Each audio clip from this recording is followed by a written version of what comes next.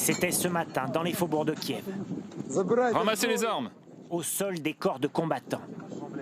Ce sont des soldats ukrainiens qui filment.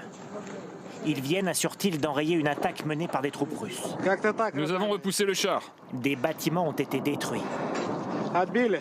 Il y a des morts et des blessés. À quelques kilomètres de là, dans le centre-ville de Kiev sous couvre-feu, les rues sont désertes. Seules circulent ces patrouilles des forces de sécurité. Sur les toits des bâtiments officiels, comme ici le Parlement, des snipers sont en position. Kiev tient toujours, mais ces dernières heures, la pression russe s'intensifie. La nuit dernière a été dure. Il y a eu des bombardements de zones résidentielles et d'infrastructures civiles. Il n'y a pas un seul bâtiment dans ce pays qui n'est pas considéré par les occupants comme une cible.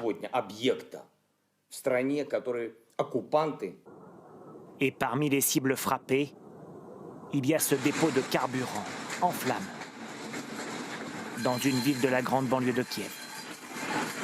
Il a été bombardé pendant la nuit. Pour échapper au combat, les habitants se réfugient dans les stations de métro, dans les parkings. Cette chaîne de télévision y a même installé son studio. Chers Ukrainiens, nos compatriotes, on vous salue. Les conditions sont dures, les lendemains incertains, mais ces Ukrainiens tentent de faire front.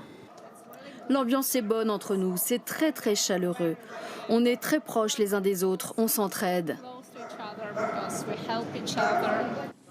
À l'extérieur, d'autres se préparent à combattre. Ainsi ces habitants qui, ce matin, confectionnent des dizaines de cocktails.